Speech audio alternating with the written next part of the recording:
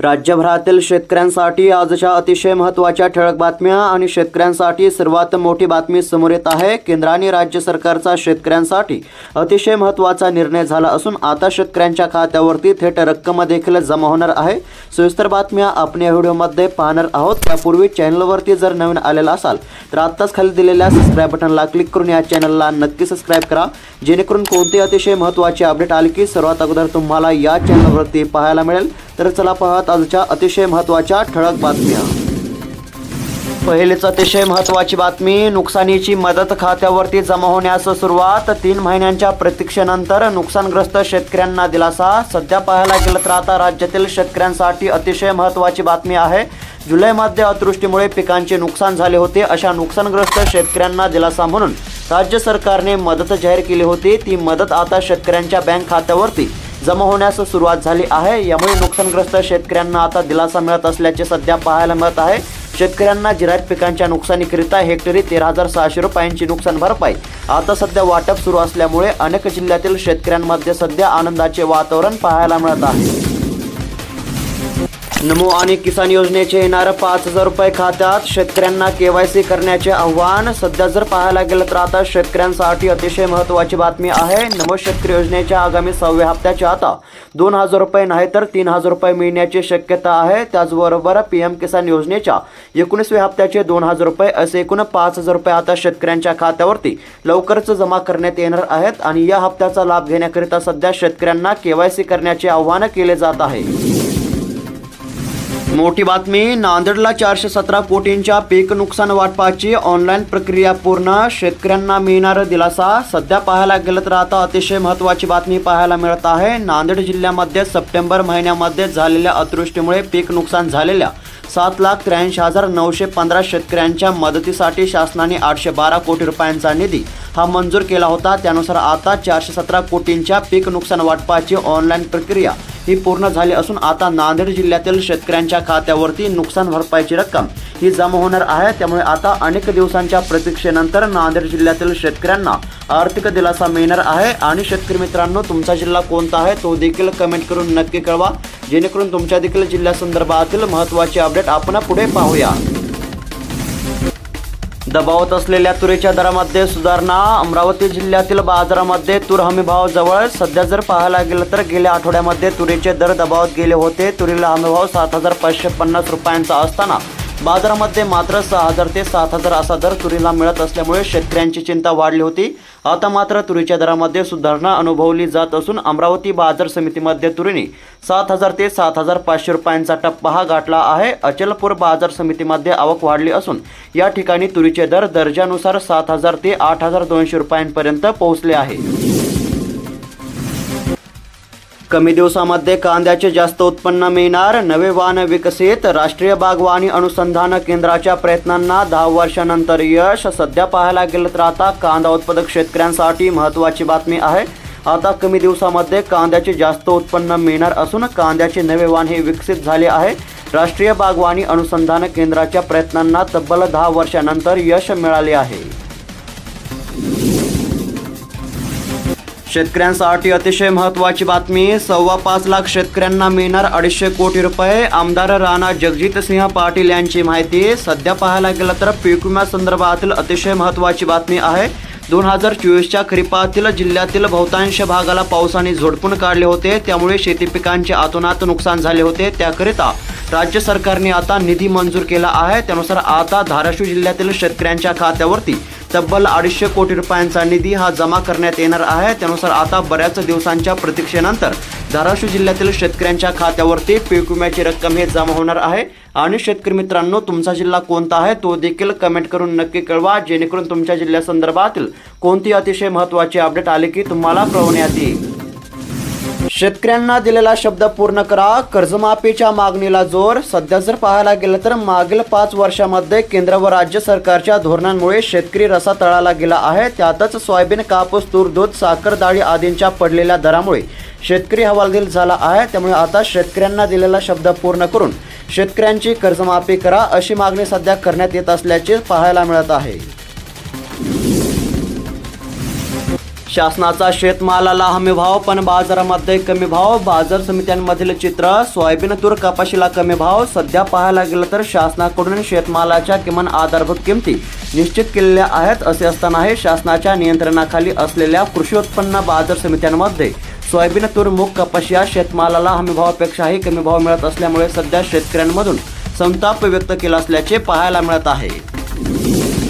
पीक विमा भरपाईवरील व्याजाचे 42 कोटी रुपये द्या, शेतकऱ्यांची मागणी. सध्या पाहायला गेलं तर खरीप हंगाम 2020 हंगामातील पंतप्रधान पीक विमा योजनेतून शेतकऱ्यांना देण्यात आलेल्या भरपाईवरील व्याजाची रक्कम एकूण 42 कोटी 42 लाख रुपये असून ही रक्कम आता शेतकऱ्यांच्या खात्यावरती जमा करावी अशी मागणी सध्या करण्यात येत असल्याचे पाहायला मिळत आहे. धाराशिव जिल्ह्यातील अपडेट. शेतकऱ्यांसाठी मोठी बातमी. पीएम किसान सन्मान योजनेच्या नव्या नोंदणीसाठी फार्मर आयडीची आवश्यकता. सध्या पाहायला गेलं तर आता पीएम किसान योजनेसंदर्भातील अतिशय महत्त्वाची बातमी आहे. पीएम किसान सन्मान योजनेच्या नव्या नोंदणीसाठी आता शेतकऱ्यांना फार्मर आयडीची आवश्यकता आहे. फार्मर आयडी असेल तरच शेतकऱ्यांना आता या योजनेचा लाभ मिळणार आहे. सातारा जिल्ह्यातील 27,000 शेतकऱ्यांना 1,14,376 रुपयांची मदत. सध्या पाहायला गेलं तर आता नुकसान भरपाईमध्ये सातारा जिल्ह्याचा देखील समावेश पाहायला मिळत आहे. सातारा जिल्ह्यातील 27,000 शेतकऱ्यांना 1,14,376 रुपयांचा निधी हा मंजूर करण्यात आला असून हा निधी आता लवकरच सातारा जिल्ह्यातील नुकसानग्रस्त शेतकऱ्यांच्या खात्यावरती जमा करण्यात येणार आहे. रब्बी हंगामाच्या पीक विम्यासंदर्भातील शेतकऱ्यांसाठी अतिशय महत्त्वाची बातमी. सध्या पाहायला गेलं तर आता रब्बी हंगामातील शेतकऱ्यांना पीक विम्याची नोंद करण्यासाठी आता अंतिम तारीख 15 जानेवारी 2025 पर्यंत वाढवण्यात आली आहे. यापूर्वी ही तारीख 31 डिसेंबर 2024 पर्यंत निश्चित करण्यात आली होती. परंतु प्रतिकूल हवामानामुळे आता शेतकऱ्यांना पीक विमा नोंदणीसाठी अधिक वेळ मिळाला आहे. या निर्णयामुळे लाखो शेतकऱ्यांना त्यांच्या पिकांचा पीक विमा काढण्याची संधी मिळणार आहे. त्यामुळे सध्या शेतकऱ्यांना तात्काळ पीक विमा काढण्याचे आवाहन केले जात आहे. अंतिम मुदत 15 जानेवारी 2025 पर्यंत आहे. सोयाबीन खरेदीचे पेमेंट जलद गतीने शेतकऱ्यांच्या खात्यावरती जमा करा. पणन मंत्री. सध्या पाहायला गेलं तर राज्यामध्ये नाफेड आणि NCCF यांच्या मार्फत करण्यात येणारी सोयाबीन खरेदी बारदाना अभावी रखडू नये. त्याचबरोबर शेतकऱ्यांना यासाठी कोणताही त्रास होणार नाही याची दक्षता घ्यावी. बारदाना तुटवडा सोयाबीन खरेदीमध्ये अडचण ठरू नये यासाठी तात्काळ उपाययोजना करावीत. त्याचबरोबर सोयाबीन खरेदीचे पेमेंट जलद गतीने शेतकऱ्यांच्या खात्यावरती जमा करा अशा सूचना पणन मंत्री यांनी केल्या आहेत.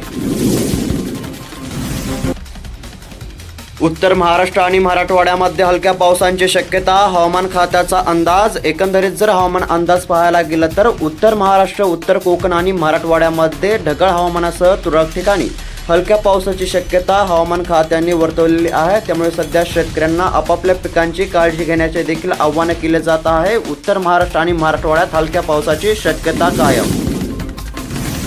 कांदा निर्यात शुल्क आणि कांदा खरेदी घोटाळ्यामुळे सरकारवर टीकेची झोड. सध्या जर पाहायला गेलं तर कांदा प्रश्नी केंद्र सरकारचा हस्तक्षेप तसेच गत रब्बी हंगामामध्ये भाव स्थिरीकरण निधी योजनेअंतर्गत कांदा खरेदीमध्ये मोठा गैरव्यवहार झाला. एकीकडे शेतकऱ्यांचे कोट्यवधी रुपयांचे नुकसान झाले तर दुसरीकडे कांदा खरेदीमध्ये काही नेते व त्यांच्या संबंधित व्यापारी असल्याचे समोर आले. त्यामुळे सध्या कांदा निर्यात शुल्क आणि कांदा खरेदी घोटाळ्यामुळे सरकारवर टीका होत असल्याचे पाहायला मिळत आहे. मोठी बातमी. पुणे जिल्ह्यातील 390 शेतकऱ्यांना 32,74,489 रुपयांचा निधी वाटप. शेतकऱ्यांना दिलासा. एकंदरीत जर पाहायला गेलं तर नुकसान भरपाई संदर्भातील महत्त्वाची बातमी आहे. राज्यातील अनेक जिल्ह्यातील नुकसानग्रस्त शेतकऱ्यांच्या खात्यावरती आता नुकसान भरपाईची रक्कम ही जमा होत आहे. त्याचबरोबर आता पुणे जिल्ह्यातील 390 शेतकऱ्यांच्या खात्यावरती 32,74,000 रुपयांची रक्कम ही जमा करण्यात आली आहे. त्यामुळे सध्या शेतकऱ्यांमध्ये आनंदाचे वातावरण पाहायला मिळत आहे. अनेक दिवसांच्या प्रतीक्षेनंतर रक्कमही जमा. शेतकऱ्यांचे ज्वारीकडे पाठ. मक्याला पसंती. देशातील स्थिती. गहू मक्याची पेरणी सरासरी क्षेत्राच्या पुढे. सध्या जर पाहायला गेलं तर देशातील रब्बीची पेरणी आता अंतिम टप्प्यामध्ये आली असून गेल्या वर्षीच्या तुलनेमध्ये लागवडीचा टप्पा पार झाला आहे.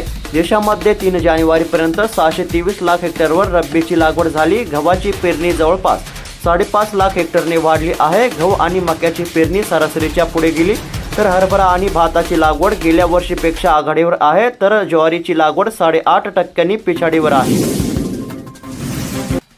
सोयाबीन दरासंदर्भातील बातमी. बाजार समिती अमरावती येथे सोयाबीनला मिळाला जास्तीत जास्त 4116 रुपयांचा दर. सध्या जर पाहायला गेलं तर बाजार समिती अमरावती येथे सोयाबीनची 9525 क्विंटलची आवक झाली होती. तर सोयाबीनला या ठिकाणी कमीत कमी दर 3900 रुपयांचा मिळाला आहे. त्याचबरोबर बाजार समिती अमरावती येथे सोयाबीनला जास्तीत जास्त दर 4116 रुपयांचा मिळाला.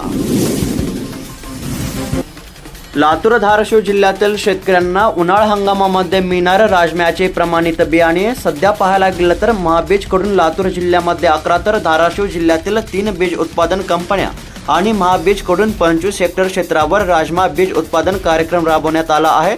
त्यानुसार आता लातूर धाराशिव जिल्ह्यातील शेतकऱ्यांना उन्हाळा हंगामामध्ये राजम्याचे प्रमाणित बियाणे मिळणार आहे. कोल्हापूर जिल्ह्यातील 43,321 शेतकऱ्यांना 35,87,16,00,000 रुपयांचा निधी वाटप. सध्या पाहायला गेलं तर आता राज्यातील अनेक जिल्ह्यातील शेतकऱ्यांच्या खात्यावरती नुकसान भरपाईची रक्कम ही जमा झाली आहे. त्याचबरोबर आता कोल्हापूर जिल्ह्यातील 43,321 शेतकऱ्यांना देखील दिलासा मिळाला असून या शेतकऱ्यांच्या खात्यावरती 35,87,16,00,000 रुपयांचा निधी हा जमा करण्यात आला आहे. त्यामुळे सध्या शेतकऱ्यांमध्ये आनंदाचे वातावरण पाहायला मिळत आहे. खानदेशामध्ये 6,500 हेक्टरवर कांदा लागवड पूर्ण. सध्या पाहायला गेलं तर खानदेशामध्ये कांदा लागवड ही सुरूच असून लागवड आणखीन आठवडाभर सुरू राहण्याचा अंदाज आहे. आतापर्यंत 6,500 हेक्टरवर कांदा लागवड ही पूर्ण झाली आहे. तर शेतकरी मित्रांनो, बातम्या कशा वाटल्या, तुमची प्रतिक्रिया काय आहे, कमेंट बॉक्समध्ये नक्की कळवा. आणि अशाच महत्त्वपूर्ण ठळक बातम्या दररोज जाणून घेण्याकरिता आत्ताच खाली दिलेल्या सबस्क्राईब बटनला क्लिक करून या चॅनलला नक्की सबस्क्राईब करा. भेटूयात पुढील व्हिडिओमध्ये. धन्यवाद.